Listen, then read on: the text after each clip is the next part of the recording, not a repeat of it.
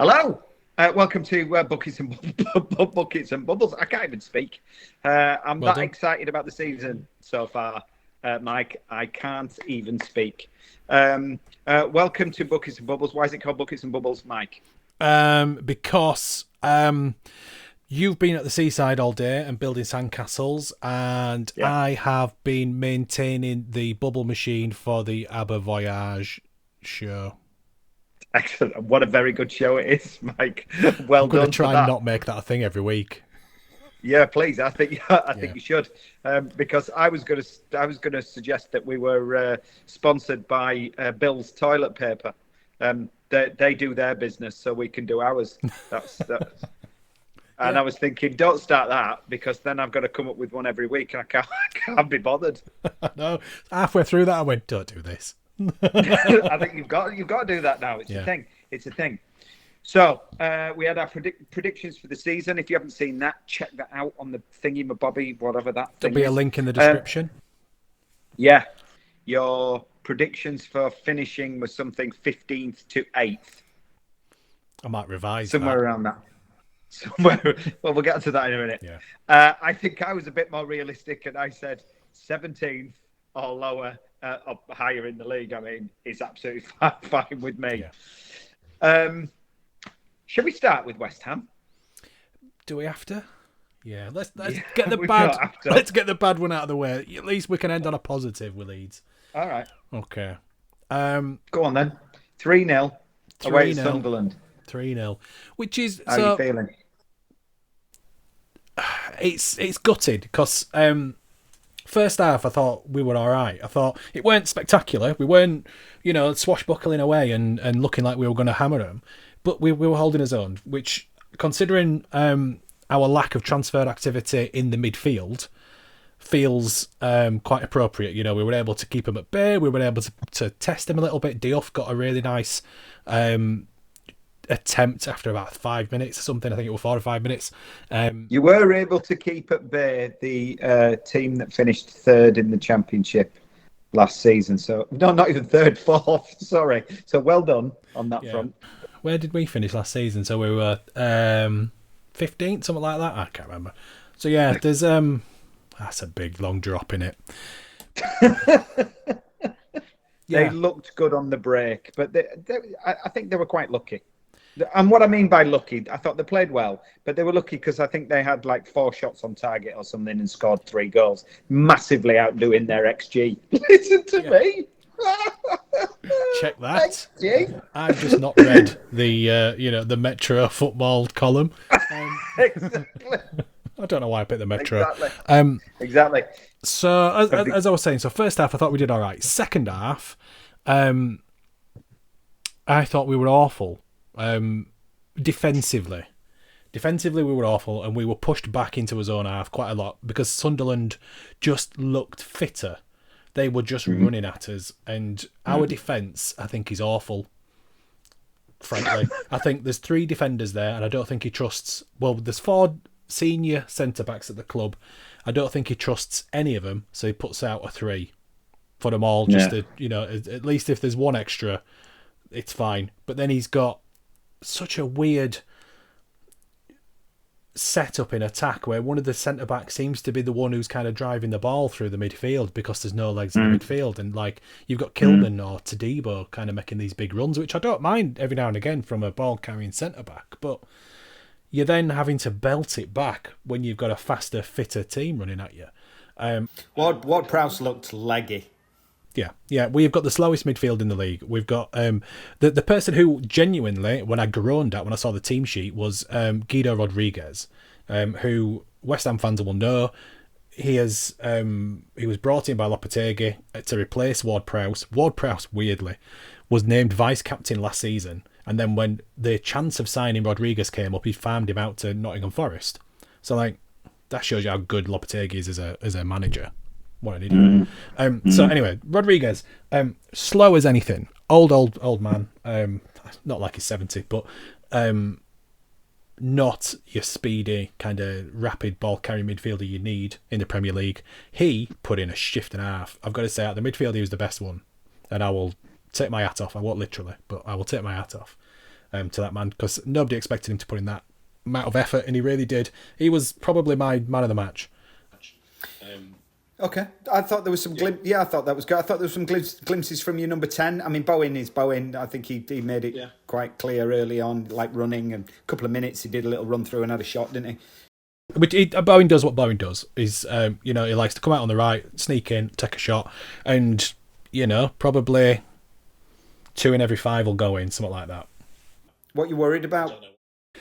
I'm worried about the goalkeeper. I think last week I felt quite optimistic about him, even though we'd mentioned about him coming from a relegated team. I kind of hope that it's just the fact that he's not quite used to playing with those players, and there isn't really an understanding of what he wants from his centre backs and what the centre backs need from him. And there's a little bit of communication going on. So hopefully that. I mean, I would absolutely nail a couple of those goals down to a not necessarily his error, but I would have thought Areola would have stopped those. The third one definitely. I mean the third, for me, the third goal is neither here nor there. You're 2-0 down. You're chasing the game. It's a bit of a breakaway, and it happens. I'm not bothered, but I think he'll be looking at that going, could have thrown his cap on it. Yeah. I mean, there was one in particular. I think it might have even been the first goal, where he was half a yard the other side, and he kind of set off in the other direction, so gave himself more distance to travel to be able to get it. Is a when goalkeepers kind of do that jump before they start moving, he did that but moved in the opposite direction, and I'm like, surely you should be. How was it doing your goalkeeper coaching badges? Oh, it was really easy. Yeah. It was just kind of like yeah. I expect by Chelsea, I think they'll be. They must have done a couple of 90 minutes in the next week. They have to, just to be able to give him some time with those centre backs. So, are you putting most of it down to first week, getting used to everything? Yeah, I think being away from home. I think it being Sunderland's first game back. I think they were absolutely up for it, and it showed. And congratulations, they were the better team. I'm resisting every bone in my body not to take the piss, Mike. Every single bone in my body, because people. The thing that is winding me up about it is not necessarily West Ham here, and I know we talk about West Ham and Leeds, but people going on about how amazing Sunderland were, how they're going to be, they're doing this, they look this, that, and the other. First game, like you said, at home in front of their crowd. They will be good at home. It's a big stadium, 50,000, whatever it is. They've been out of the top league for a long time. Of course, they're going to have that. So give me your stinker of the match. Stinker of the match is Hermansen. Okay, what and why? Because I think at least 2 of those goals he could have got, and he didn't. And I'm willing to concede it's it's early days for him, and he's new into the club and all that stuff, but he's still a Premier League goalkeeper. He's had all last season with Leicester, dealing with that. He should be up to speed. Fair enough. It's a bit dodgy if you've got a goalkeeper that can't catch the ball and his distribution ain't great either. But it was only one game. Yeah, we'll see. We'll see how it goes. So Leeds, Everton, 1-0. I feel pretty similar about this game, actually. We won. It was a penalty. I'll come on to that in a minute because that's my stinker. But we got the penalty. We scored the penalty. When Nemecha stood up to take it, I thought, no, he's not. Oh my God! I mean, he'd only had 2 touches. He'd literally just come on the field, and you're thinking, no, give it to Strike or somebody who has taken penalties before. But fair play to him. Pickford guessed the right way. He slotted it past him. It was a good pen, and we needed it, so we won. I don't think there's a lot to talk about the game. I don't think it was great. I thought we were pretty solid. Everton were poor. I thought they didn't offer much. So it wasn't much of a test, I didn't think. I wouldn't have... By the time the penalty happened, I was just sort of going, this is a 0-0. We'll take a point, move on. I thought we were the better team. First half, I thought we were really good. Watching the highlights, it was all Leeds. All Leeds. And there's very little you can put into 8 minutes. But I was cautious of not going on to Leeds as... I assume it's the same video, they just brand it different.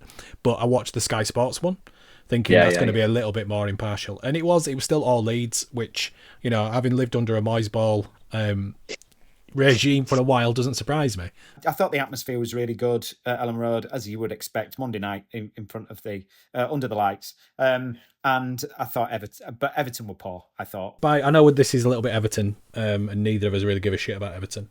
But I was surprised in a press conference, Moyes coming out saying when they were talking about what's your expectations, he was like, I don't have the players, and that feels really not like Moyes to dig out his team like that. Yeah, to be fair though, Farke's done a similar thing. He said, look, we've strengthened the defence, we've strengthened defensive midfield, but we need attackers. We're nowhere near. We need, and he's right on that showing.